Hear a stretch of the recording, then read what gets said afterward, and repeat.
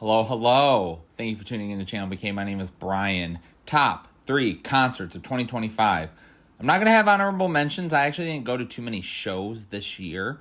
And I'm just going to get into my top 3. It's list week. It's going to be more lists after this. Super excited. Let's get into it. Number 3.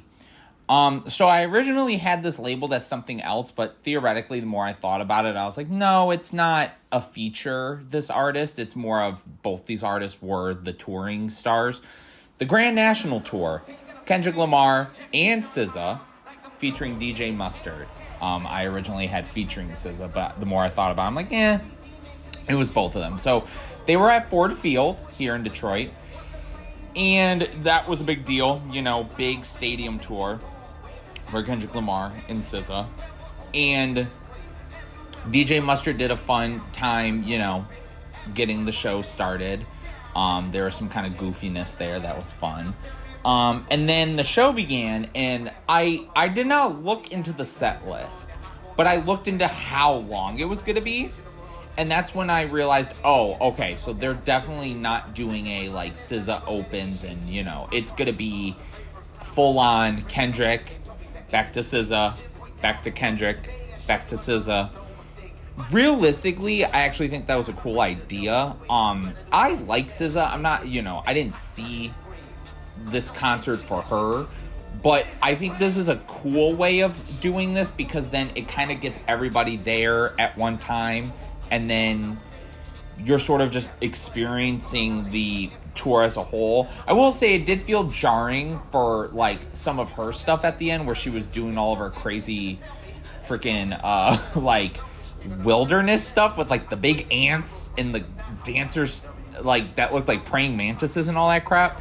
So it was a little jarring in that regard, but I think this tour was really awesome. It was big. GNX is a fantastic album, one of my favorites of 2024. So it was cool to hear a lot of those songs. He did a lot of the Drake diss tracks as well, which was cool to hear. You're seeing the Euphoria clip right now.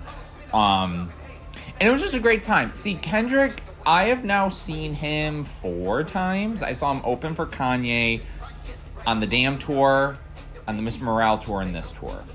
And I'd say that theoretically, I probably like the Damn tour slightly more just from a conceptual perspective. I really liked the artistry behind it, and I guess the set list too, because, at this point, anything that's before, a good amount of the GNX albums on here and a lot of the diss songs, but obviously everything before, there was one Mr. Morale song.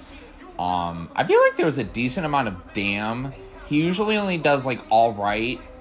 Maybe he did King Kunta. I'm trying to remember off the top of my head, but the set list itself was good. I think he performed very well. I liked the scenery and the stage stuff. It was always doing something very different. And I thought that was really cool. And again, I think SZA did a good job as well. Again, it was nice to sort of have that back and forth because it made things interesting.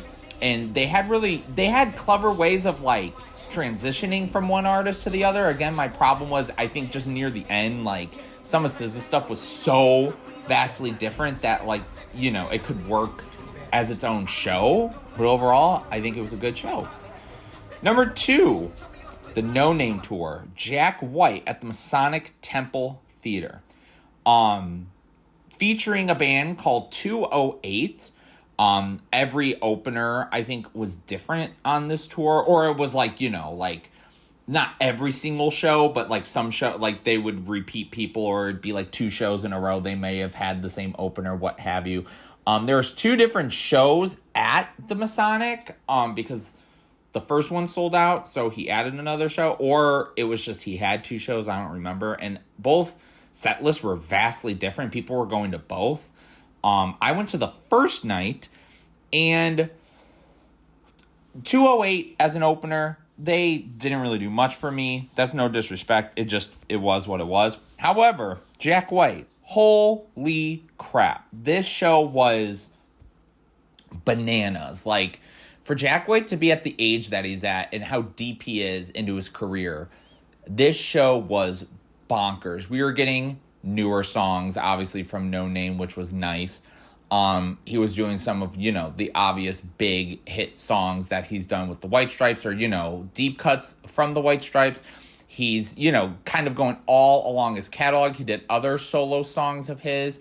And again, the fact that he did 2 different set lists for both nights in Detroit was really awesome. And again, I think the main thing with Jack White is, you're going to just get a banger performance out of him.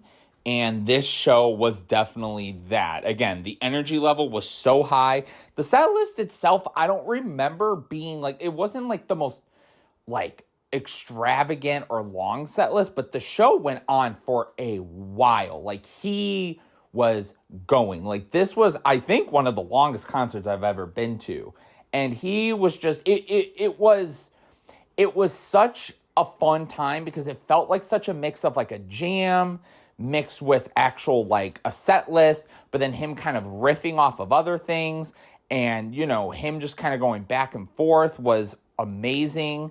And again, it was just, I think it's just one of those visceral experiences that was so incredible to witness live. And again, this is one of my favorite indoor venue. This is probably my favorite indoor venue in Michigan as well. This is probably my favorite place to see shows.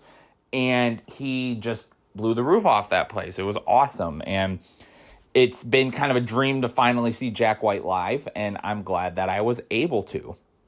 But now, number 1, I joke because both of these artists were in my list for 2022, and one of the artists did not reach number 1 because the other artist, just from a show perspective, I just thought was so damn good that they had to be number 1. But the band that wasn't number 1 took the band that was number 1, had them be the opener, and now the entire show as a whole was number 1. This is Long Live the Black Parade 2025 tour. My Chemical Romance featuring Idols.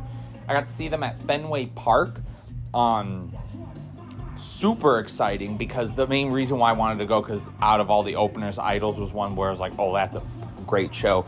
Detroit tickets, though, for next year are bonkers, and I'm still a little upset at them for that, but I'm glad I got to see them. Who knows what's going to happen. Idols, obviously, there's a reason why they're my number 1 concert of 2022. They were electric live then.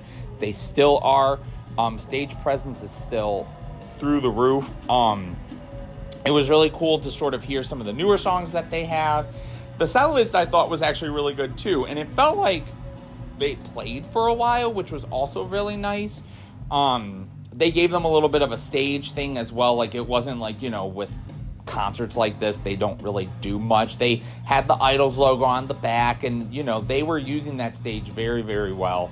And again, it was just a cool set to be around, and it was a lot more simple, but, there was still all the fun that you get from an Idol show.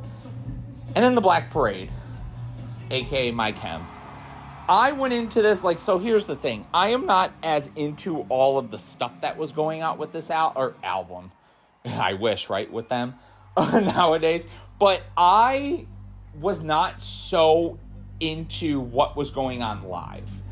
I know with the show, they were doing, a whole thing where, you could vote on the execution of somebody, which I actually have both of those to my name now, so it's nice that I get to actually keep them. They're framed up. And other than that, I didn't really know what was going to happen. I knew they did the whole album, and then they did kind of their own set list, which I'll just get that out of the way because I think that's easier. Their second set list I thought was great. I heard some stuff live that I didn't get to hear at either show I saw them at 3 years ago. So that was cool. It was fun to see them just kind of come out, and, Gerard's just like, hi, guys. We're just gonna play some songs now. It's gonna be great. Okay, let's play them. But yeah, that was really cool. And again, I think that ended the show very, very nicely. And again, it was media enough compared to what the obvious entire show was. And I thought the interlude before that was gorgeous as well. But let's get into the meat of it.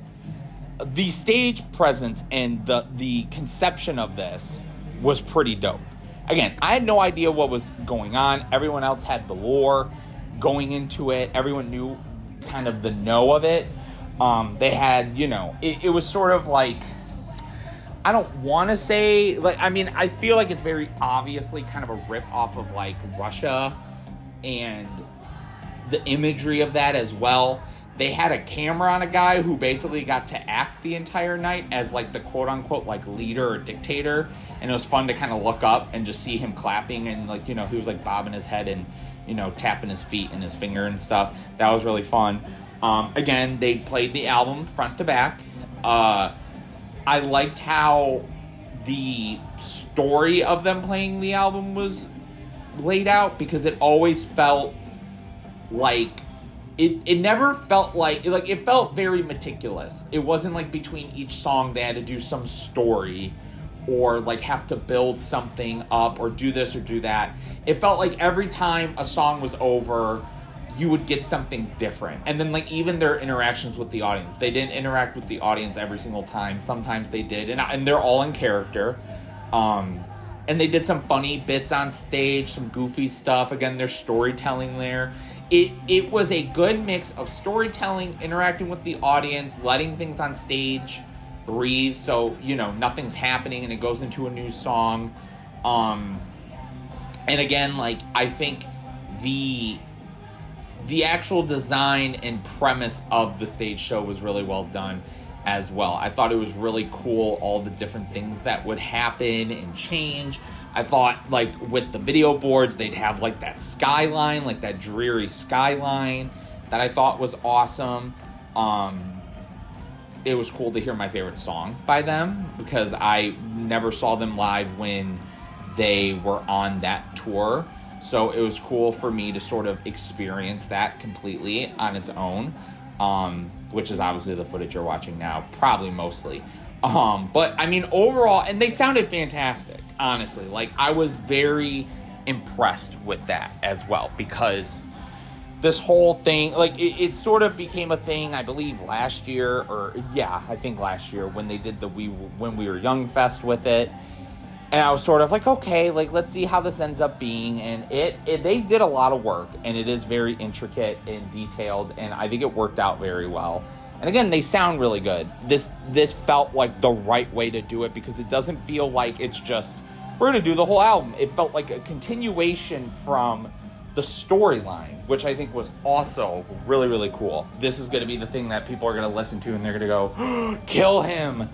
I'm not a fan of Fenway. I thought the, like, layout of that place was super stressful.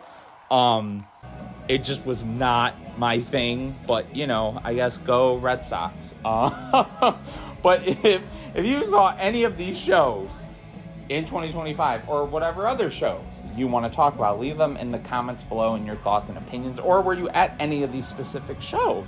Let me know.